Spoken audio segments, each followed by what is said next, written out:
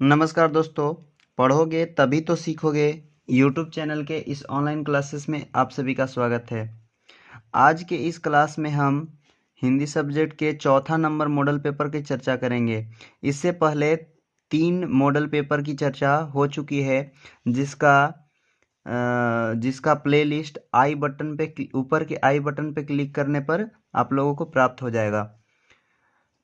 इस वीडियो में जितने भी प्रश्न पूछे जाएंगे उससे ऑफलाइन बैच में एक टेस्ट लिया जाएगा, जिसमें सभी प्रश्नों के उत्तर देने पर 500 रुपये का पुरस्कार दिया जाएगा। तो बिना देर किए चलते हैं पहला प्रश्न की ओर। पहला नंबर प्रश्न दिया हुआ है, अक्षर ज्ञान में किस मनोविज्ञान का आधार लिया गया है? किशोर मनोविज्ञान, स्त्री मनोविज्ञान, बाल मनोविज्ञान या शिशु मनोविज्ञान? तो इसका सही उत्तर है ऑप्शन नंबर सी। इसके बाद अगला नंबर प्रश्न दिया हुआ है, मदन ने कासू के कितने दांत तोड़े? तो मदन ने कासू के 2 दांत तोड़े थे। ऑप्शन नंबर सी बिल्कुल सही जवाब है। तीसरा नंबर प्रश्न की ओर चलते हैं। तीसरा नंबर प्रश्न दिया हुआ है, दधीची की हड्डी से क्या बना था? तो दधीची के हड्डी से इंद्र का वज्र बनाया गया था। ऑप्शन नंबर सी बिल्कुल सही जवाब है। इसके बाद अगला नंबर प्रश्न की ओर चलते हैं। चौथा नंबर प्रश्न दिया हुआ है, इनमें से शुद्ध शब्द है, यानी शुद्ध शब्द को चुनना है कि कौन शुद्ध है। तो सभी उत्सव लिखा हुआ है और उत्सव सही तरीके से लिखाता है। जो ऑप्शन नंबर बी में लिखा हुआ है उस तरीके से सही होता है। अगला नंबर प्रश्न दिया हुआ है, कान भरना मुहावरे की सही अर्थ है। कान भरना मुहावरे का अर्थ बताना है। तो कान भरना यानी निंदा करना या हतोत्साहित करना या हिम्मत बंधना या प्रेरित करना। तो इसमें सही उत्तर हो जाएगा निंदा करना, ऑप्शन नंबर ए। अगर चुगली करना ऑप्शन रहता तो वो सही हो जाता। इसके बाद अगला नंबर प्रश्न की ओर चलते हैं। अगला नंबर प्रश्न दिया हुआ है, अनामिका का जन्म कहाँ हुआ था? तो अनामिका का जन्म मुजफ्फरपुर बिहार में हुआ था। ऑप्शन नंबर बी सही जवाब है। इसके बाद अगला नंबर प्रश्न दिया हुआ है, ई का उच्चारण स्थान क्या है? ई का उच्चारण स्थान बताना है।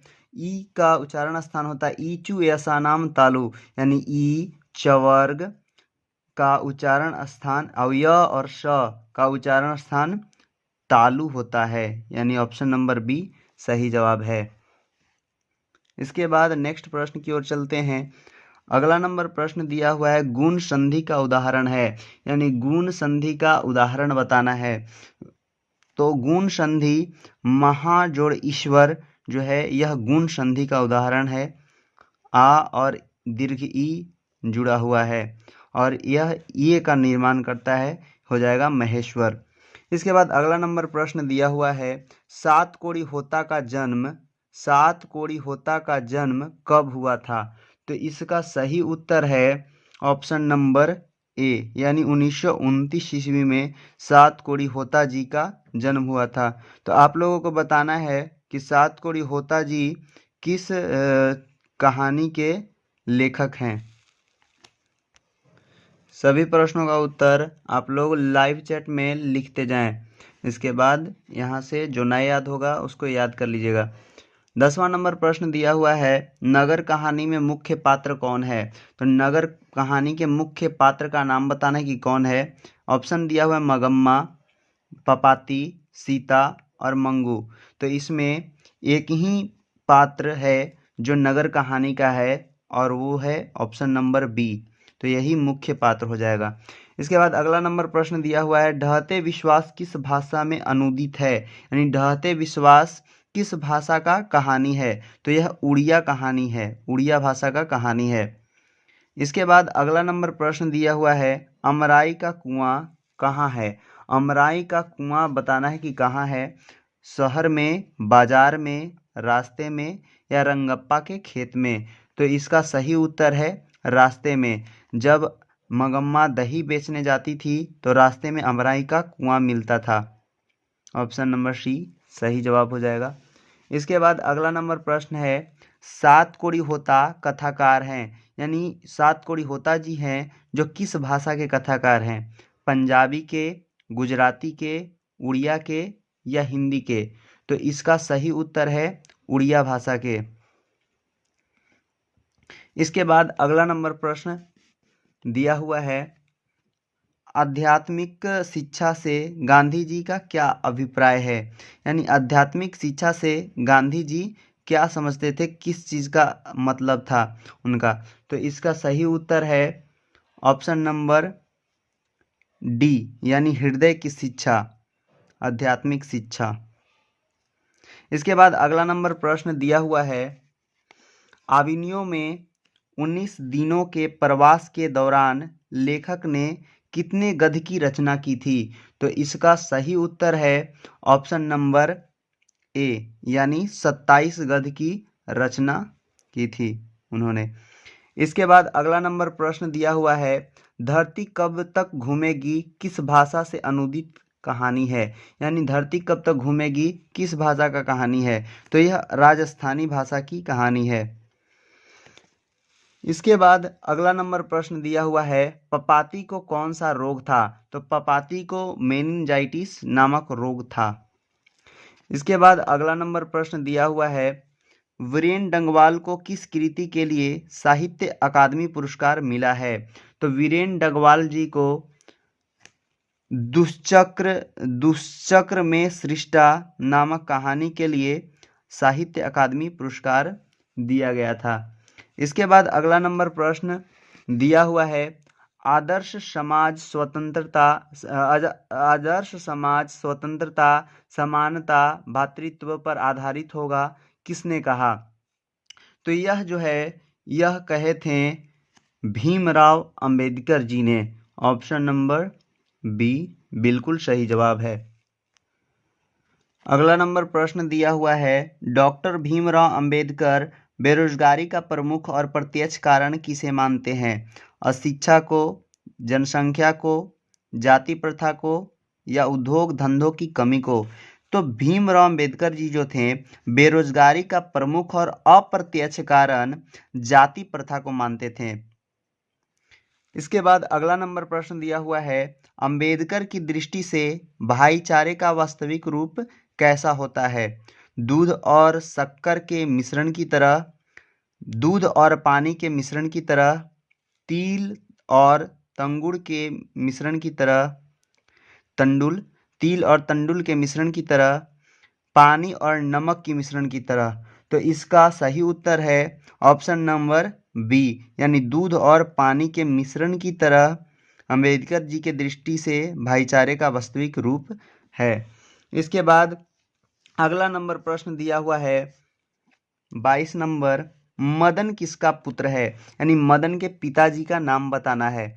तो वे सेन साहब, गिरधर, वकील साहब या सिंह साहब का बेटा है। तो मदन जो है वह गिरधर लाल का बेटा है जो सेन साहब के यहाँ किरानी का काम करता है। इसके बाद अगला नंबर प्रश्न दिया हुआ है, विष के दांत कैसी कहानी है? तो विष के दांत कैसी कहानी है? सामाजिक, ऐतिहासिक, धार्मिक या मनोवैज्ञानिक? तो इसका सही उत्तर है मनोवैज्ञानिक, यानी ऑप्शन नंबर डी। इसके बाद अगला नंबर प्रश्न दिया हुआ है, प्रत्न मानव का अर्थ है, यानी प्रत्न मानव का अर्थ क्या है? लघु मानव, महामानव, प्राचीन मानव या निर्धन मानव? तो इसका अर्थ है प्राचीन मानव, यानी ऑप्शन नंबर सी। इसके बाद नेक्स्ट प्रश्न दिया हुआ है, दोहा कोश किसकी रचना है? तो दोहा कोश जो है यह किसकी रचना है यह बताना है। तो इसका सही उत्तर है सरहपाद की, यानी ऑप्शन नंबर ए। इसके बाद अगला नंबर प्रश्न है, बेतमा कहाँ है? बेतमा कहाँ स्थित है यह बताना है। तो इसका सही उत्तर है बेतमा जो है यह पटना के पास स्थित है, यानी ऑप्शन नंबर डी। इसके बाद अगला नंबर प्रश्न है, रिश्तेदार की पत्नी के कितने रुपए खो गए थे? यानी रिश्तेदार के पत्नी के कितने रुपए खो गए थे यह बताना है। तो इसका सही उत्तर है 11 रुपये, जिसका इल्ज़ाम लगाया गया था बहादुर के ऊपर। इसके बाद अगला नंबर प्रश्न दिया हुआ है 28वां नंबर, शेक्सपियर कौन थे? वे कौन थे यह बताना है। नाटककार थे, कहानीकार थे, उपन्यासकार थे या निबंधकार थे? तो वे जो थे शेक्सपियर जी, वे एक नाटककार थे, यानी ऑप्शन नंबर ए बिल्कुल सही जवाब है। इसके बाद अगला नंबर प्रश्न दिया हुआ है, बिरजू महाराज को संगीत नाटक अकादमी पुरस्कार कब प्राप्त हुआ था? तो इसका सही उत्तर है ऑप्शन नंबर ए 1964 ईस्वी को। इसके बाद अगला नंबर प्रश्न 30 नंबर प्रश्न की ओर चलते हैं। सुजान रसखान किनकी रचना है? तो यह किनकी रचना है यह बताना है। तो यह रसखान जी की रचना है, ऑप्शन नंबर बी बिल्कुल सही जवाब है। इसके बाद अगला नंबर प्रश्न की ओर चलते हैं। संतू मछली लेकर क्यों भागा? बेचने के लिए, खाने के लिए, काटने के लिए या कुएं में डालने के लिए? तो संतू चाहता था कि एक मछली कुएं में डालकर बड़ा करेंगे, यानी ऑप्शन नंबर डी। इसके बाद अगला नंबर प्रश्न दिया हुआ है, सुलोचना क्या थी? सुलोचना क्या थी? अभिनेत्री थी, मंत्री थी, गायिका थी या नर्तकी थी? तो सुलोचना जो थी एक अभिनेत्री थी, यानी ऑप्शन नंबर ए बिल्कुल सही जवाब है। इसके बाद अगला नंबर प्रश्न दिया हुआ है, टॉलस्टॉय कौन थे? तो टॉलस्टॉय कौन थे यह बताना है। तो टॉलस्टॉय जो थे वह एक रूसी लेखक थे, यानी ऑप्शन नंबर ए बिल्कुल सही जवाब है। अगला नंबर प्रश्न दिया हुआ है, गुरु नानक का जन्म कहाँ हुआ था? लुधियाना में, राजस्थान में, नानकाना साहब में या गुजरात में? तो गुरु नानक जी का जन्म नानकाना साहब में हुआ था, यानी ऑप्शन नंबर सी। इसके बाद अगला नंबर प्रश्न है, रहीरास किसकी कृति है? यह बताना है कि रहीरास किसकी कृति है। तो इसका सही उत्तर है गुरु नानक की, यानी ऑप्शन नंबर ए। इसके बाद 36 नंबर प्रश्न की ओर चलते हैं। किसने कहा था, इन मुसलमान हरिजनन पै कोटि हिंदू वारिये? यानी इनका किनका कथन था, यह किन लेखक का कथन था? तो इसका सही उत्तर है भारतेंदु हरिश्चंद्र का, यानी ऑप्शन नंबर बी।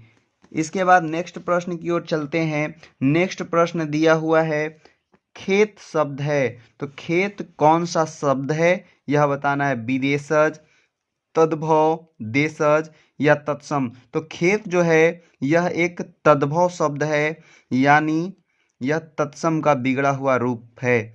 इसके बाद अगला नंबर प्रश्न दिया हुआ है, प्रेमघन किस युग के कवि थे? तो प्रेमघन जो थे वे प्रेमघन किस युग के कवि थे? तो वे एक भारतेंदु युग के कवि थे, यानी ऑप्शन नंबर सी। इसके बाद अगला नंबर प्रश्न दिया हुआ है, प्रेमघन ने किस समाज की रचना की? तो प्रेमघन ने रसिक समाज की रचना की थी, जो कि ऑप्शन नंबर सी बिल्कुल सही है।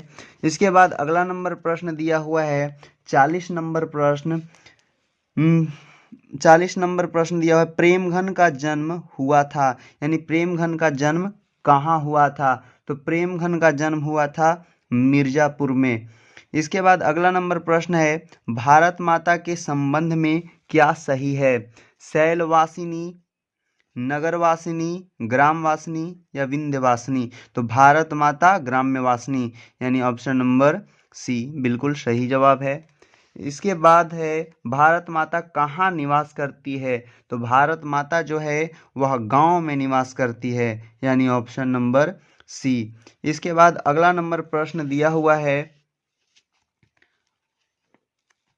अगे के नाम से हिंदी साहित्य के इतिहास में कौन सा वाद जुड़ा हुआ है? तो अज्ञे जी के नाम से हिंदी साहित्य में के इतिहास में प्रयोगवाद जुड़ा हुआ है, यानी ऑप्शन नंबर सी बिल्कुल सही जवाब है। इसके बाद अगला नंबर प्रश्न की ओर चलते हैं। 44 नंबर प्रश्न दिया हुआ है, कुंवर नारायण कैसे कवि हैं, यानी कुंवर नारायण जो है कैसे कवि हैं यह बताना है। एक रहस्यवादी, छायावादी या हालावादी या संवेदनशील कवि थे। तो जो कुंवर नारायण थे वे थे एक रहस्यवादी कवि, यानी ऑप्शन नंबर ए। इसके बाद अगला नंबर प्रश्न दिया हुआ है, वीरेन डंगवाल किस विचारधारा के कवि हैं। तो वीरेन डंगवाल जी जो थे वे भी एक रहस्यवादी कवि थे, यानी ऑप्शन नंबर बी। इसके बाद नेक्स्ट प्रश्न की ओर चलते हैं। अगला नंबर प्रश्न दिया हुआ है, निम्नलिखित में से कौन शब्द पुल्लिंग है। कपट, सुंदरता, मूर्खता या निद्रा। तो इसका सही उत्तर है कपट, यानी ऑप्शन नंबर ए बिल्कुल सही जवाब है। इसके बाद नेक्स्ट प्रश्न दिया हुआ है, निम्नलिखित में कौन सा शब्द एक वचन नहीं है, यानी एक वचन शब्द नहीं है उसके बारे में बताना है। समाचार, आग, हवा या वर्षा। तो इसका बिल्कुल सही उत्तर है समाचार। समाचार जो है वह एक वचन शब्द नहीं है। इसके बाद अगला नंबर प्रश्न दिया हुआ है, वचन का क्या अर्थ होता है। वचन का अर्थ बताना है कि वचन का क्या अर्थ होता है। कहना, संख्या, बताना या ये सभी। तो इसका बिल्कुल सही उत्तर है ऑप्शन नंबर डी, यानी ये सभी। वचन का सभी अर्थ होता है, कहना भी, संख्या भी, बताना भी, लेकिन कब, कहाँ, किसका उपयोग होता है इसके बारे में जानकारी होना बहुत आवश्यक है। अगला नंबर प्रश्न दिया हुआ है, भारत के प्रधानमंत्री किस पदबंध का उदाहरण है। संज्ञा पदबंध, विशेषण पदबंध, सर्वनाम पदबंध या क्रिया पदबंध। तो इसका सही उत्तर है ऑप्शन नंबर ए, संज्ञा पदबंध। इसके बाद अगला नंबर प्रश्न दिया हुआ है, बच्चे खेलते खेलते थक गए, यह वाक्य किस क्रिया का उदाहरण है। इसका क्रिया बताना है, इसका क्रिया बताना है कि यह किस क्रिया का उदाहरण है। प्रेरणार्थक क्रिया, समापिका क्रिया, असमापिका क्रिया या संयुक्त क्रिया। तो इसका सही उत्तर है ऑप्शन नंबर सी, असमापिका क्रिया। इसके बाद अगला नंबर प्रश्न दिया हुआ है, आराध्या बहुत तेज लड़की है, रेखांकित शब्द क्या है। तो इसमें रेखांकित शब्द के बारे में बताना है कि रेखांकित शब्द क्या है। तो रेखांकित इसमें किया हुआ नहीं है, तो इसमें हम रेखांकित कर देते हैं बहुत। बहुत क्या है, तो बहुत रेखांकित कर देते हैं। तो आराध्या बहुत तेज है, तो यह बहुत क्या है, तो बहुत जो है यह तेज विशेषण है और विशेषण का विशेषता बता रहा है। तो जो विशेषण का विशेषता बताता है उसे प्रविशेषण कहते हैं, इसीलिए ऑप्शन नंबर ए बिल्कुल सही जवाब है। इसके बाद अगला नंबर प्रश्न दिया हुआ है, अंगार बरसना मुहावरे का क्या अर्थ है। तो अंगार बरसना मुहावरे का अर्थ बताना है कि क्या होता है। भयंकर क्रोध होना, सूखा पड़ना, मुसीबत आना या कड़ी धूप होना। तो इसका सही उत्तर है ऑप्शन नंबर ए, भयंकर क्रोध होना। नेक्स्ट प्रश्न 53 नंबर दिया हुआ है, दूसरे के बच्चे का पालन पोषण करने वाली स्त्री को क्या कहा जाता है। दाई, अन्योन्य, धाय या भामिनी।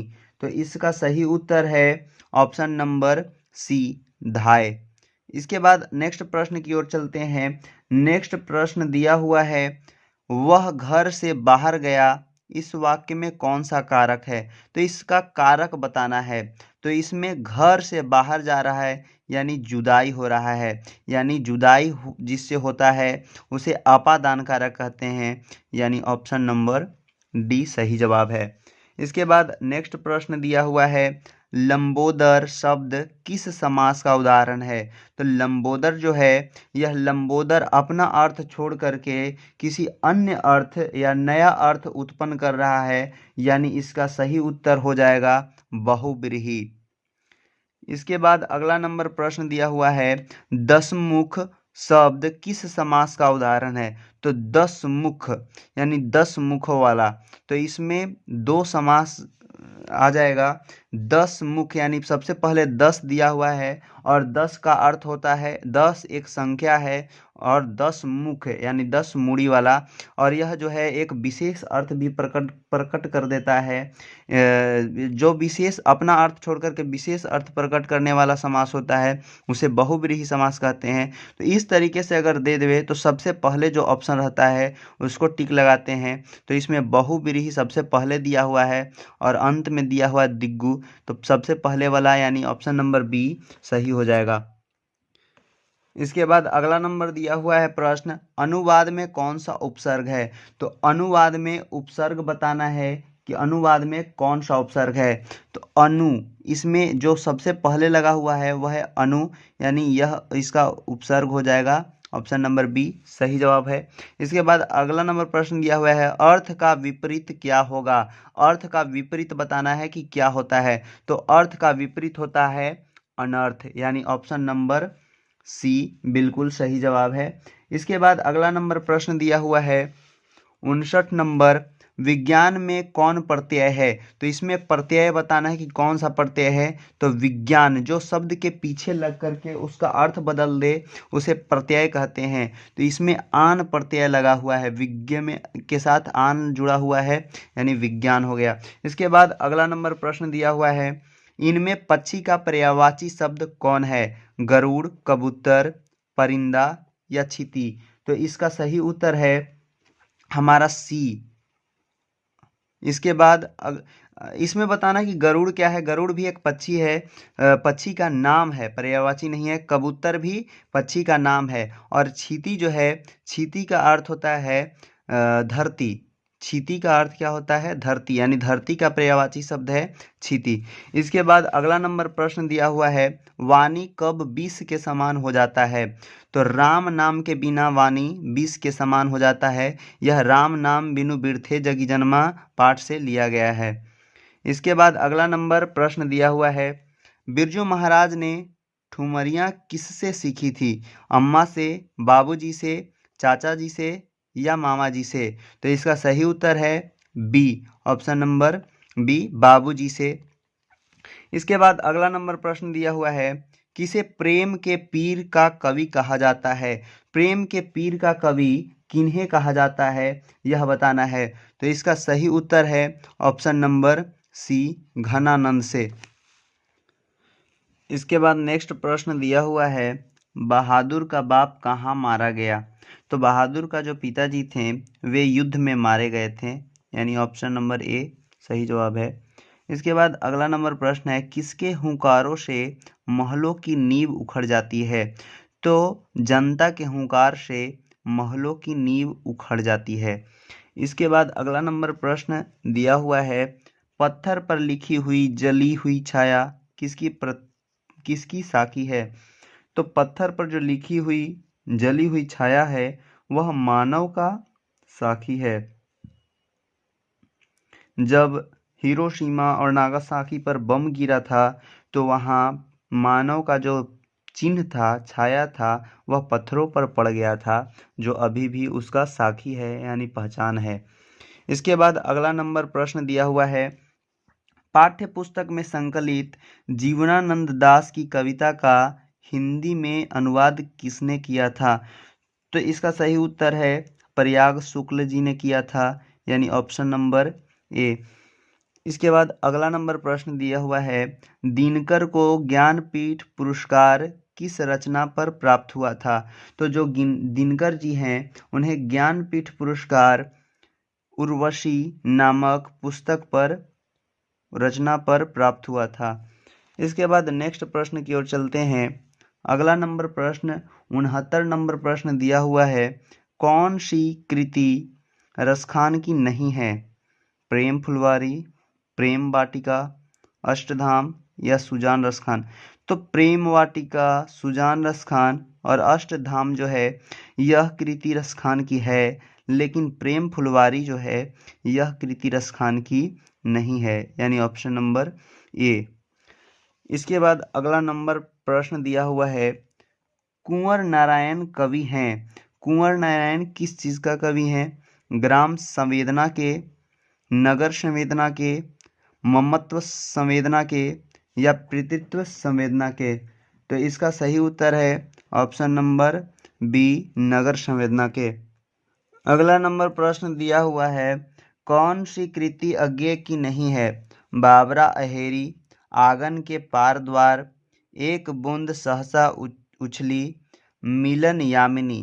तो इसका सही उत्तर है ऑप्शन नंबर डी, मिलन यामिनी। यानी ये सब जो है वह अज्ञेय जी के द्वारा लिखा गया है, लेकिन मिलन यामिनी जो है यह उनकी रचना नहीं है।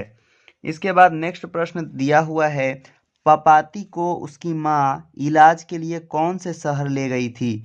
मंगलुरु, हैदराबाद, चेन्नई या मदुरै? तो यह जो है मदुरै लेकर गई थी। इसके बाद अगला नंबर प्रश्न दिया हुआ है, कवि के अंदेशों में कौन था? एक जानी दुश्मन, एक नेता, एक सन्यासी या एक दोस्त? तो कवि के अंदेशों में एक जानी दुश्मन था, यानी ऑप्शन नंबर ए। इसके बाद अगला नंबर प्रश्न दिया हुआ है, भारत माता शीर्षक प्रगीत पंत के किस काव्य संकलन से लिया गया है? तो भारत माता जो है यह ग्राम्या से लिया गया है, यानी ऑप्शन नंबर बी। इसके बाद नेक्स्ट प्रश्न की ओर चलते हैं। नेक्स्ट प्रश्न दिया हुआ है, जीवनानंद दास किस भाषा के कवि हैं? तो वे हैं बांग्ला भाषा के। इसके बाद अगला नंबर प्रश्न दिया हुआ है, पाठ्य पुस्तक में संकलित रिल्के की कविता किस भाव की है? श्रृंगार, वीर, भक्ति या अद्भुत? तो इसका सही उत्तर है ऑप्शन नंबर सी, भक्ति। जो रेनर मारिया रिल्के जी हैं वे भक्ति भाव की कविता लिखे हैं। इसके बाद अगला नंबर प्रश्न दिया हुआ है, पंडित बिरजू महाराज का जन्म कहाँ हुआ था? तो पंडित बिरजू महाराज का जन्म लखनऊ में लखनऊ घराने में हुआ था और उसके वे 7वें पीढ़ी थे। इसके बाद अगला नंबर दिया हुआ है, ला सत्रुज क्या है? तो ला सत्रुज जो है यह एक ईसाई मठ है, यानी ऑप्शन नंबर सी। इसके बाद अगला नंबर प्रश्न दिया हुआ है, अज्ञेय का जन्म किस प्रदेश में हुआ था? तो अज्ञेय जी जो थे उनका जन्म कहाँ हुआ था? Option number B, Uttar Pradesh इसका सही उत्तर है। इसके बाद नेक्स्ट प्रश्न की ओर चलते हैं, निम्न में नरक शब्द का विशेषण कौन है? नरकी, नारकीय, नरकत या नरकुए? तो इसका सही उत्तर है नारकीय, यानी ऑप्शन नंबर बी। 81 नंबर प्रश्न दिया हुआ है, रसखान किस काल के कवि हैं? तो उनका काल बताना है कि वे किस काल के कवि थे, आदिकाल, रीतिकाल, आधुनिक काल या भक्ति काल? तो इसका सही उत्तर है ऑप्शन नंबर डी, भक्ति काल के कवि थे। अगला नंबर प्रश्न दिया हुआ है, स्वदेशी शीर्षक पाठ्य पुस्तक में संकलित कविता किस छंद में है? तो वह जो है स्वदेशी जो है पाठ्य पुस्तक में जो कविता है वह एक दोहा है। इसके बाद अगला नंबर दिया हुआ है, सुजान सागर किसकी कृति है? तो जो सुजान सागर है वह घनानंद जी का कृति है। इसके बाद अगला नंबर 84 नंबर प्रश्न की ओर चलते हैं, दिनकर ने जनतंत्र का जन्म शीर्षक कविता में दूधमुही शब्द का प्रयोग किसके लिए किया था? अपनी बेटी के लिए, पड़ोसी के बच्चे के लिए, जनता के लिए या समाज के किसी बालिका के लिए? तो दिनकर जी जो थे वे जनतंत्र के जन्म कविता में जनता को दूधमुही कहते हैं।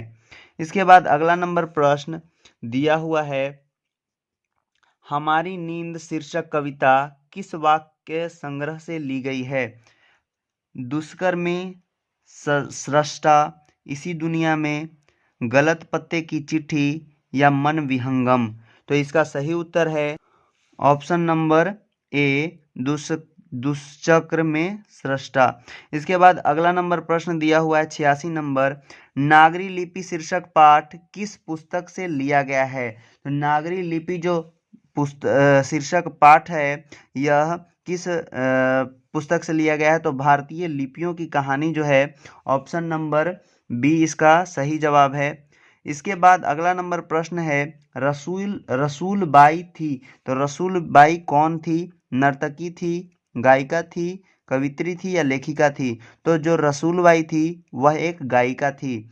इसके बाद 88 नंबर प्रश्न की ओर चलते हैं। तो 88 नंबर प्रश्न जो दिया हुआ है यह है, सत्य के साथ मेरा प्रयोग किसकी रचना है। सत्य के साथ मेरा प्रयोग, द एक्सपेरिमेंट विथ ट्रूथ, तो यह जो है महात्मा गांधी जी की रचना है। इसके बाद अगला नंबर प्रश्न दिया हुआ है, मछली शीर्षक कहानीकार विनोद कुमार शुक्ल के किस कहानी संग्रह से लिया गया है। तो यह जो है इसका ऑप्शन नंबर बी महाविद्यालय से लिया गया है। इसके बाद नेक्स्ट प्रश्न की ओर चलते हैं। अगला नंबर प्रश्न दिया हुआ है, सेन साहब अपने पुत्र को क्या बनाना चाहते थे। तो जो सेन साहब थे वे अपने पुत्र को या तो बिजनेसमैन या इंजीनियर बनाना चाहते थे। इसके बाद अगला नंबर प्रश्न दिया हुआ है, नौबत खाना का अर्थ क्या होता है। नौबत खाना का अर्थ होता है प्रवेश द्वार के ऊपर मंगल ध्वनि बजाने का स्थान को नौबत खाना कहा जाता है, यानी ऑप्शन नंबर सी सही जवाब है। इसके बाद अगला नंबर प्रश्न की ओर चलते हैं, कोशिश का पर्यायवाची शब्द है। कोशिश का पर्यायवाची शब्द बताना है, मजबूरी, कुछ करना, लगातार या प्रयास। तो इसका सही उत्तर है प्रयास। इसके बाद अगला नंबर प्रश्न की ओर चलते हैं। अगला नंबर प्रश्न दिया हुआ है, कर्म का मानक आधुनिक रूप है। कर्म का मानक आधुनिक रूप क्या है। तो इसका आधुनिक रूप है कर्म। इसके बाद अगला नंबर प्रश्न की ओर चलते हैं। नेक्स्ट प्रश्न दिया हुआ है, प्रेम यानी श्री राधिका, प्रेम बरन नंदनंद, प्रेम वाटिका के दो माली मालिन द्वंद में कौन सा रस है।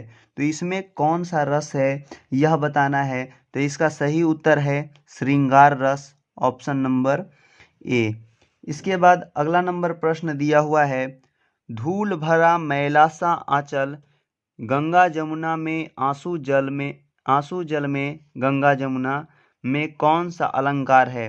तो यह जो है, धूल भरा मैला सा आंचल गंगा जमुना में आंसू जल, तो इसमें गंगा जमुना में कौन सा अलंकार है यह पूछ रहा है।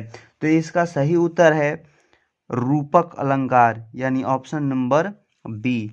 इसके बाद नेक्स्ट प्रश्न दिया हुआ है, निम्न में कौन शब्द सर्वनाम है। तो इसमें सर्वनाम के बारे में बताना है कि कौन सा सर्वनाम है। तो आप जो है यह सर्वनाम है। इसके बाद नेक्स्ट प्रश्न की ओर चलते हैं।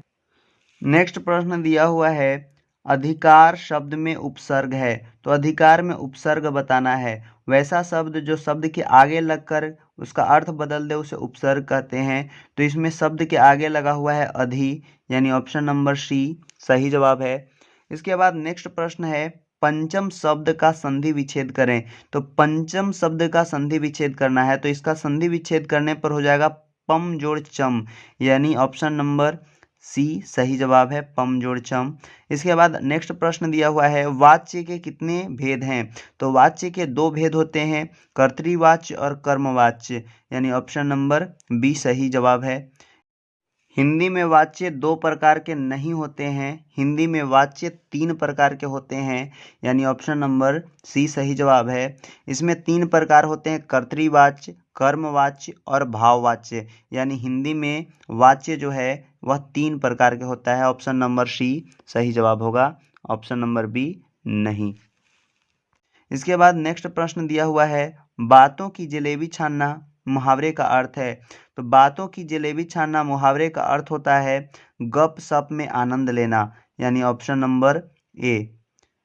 इसी के साथ आज का क्लास यहीं पे समाप्त होता है और अगला नंबर मॉडल पेपर 5वां और अंतिम मॉडल पेपर हिंदी का अगले वीडियो में कल होगा।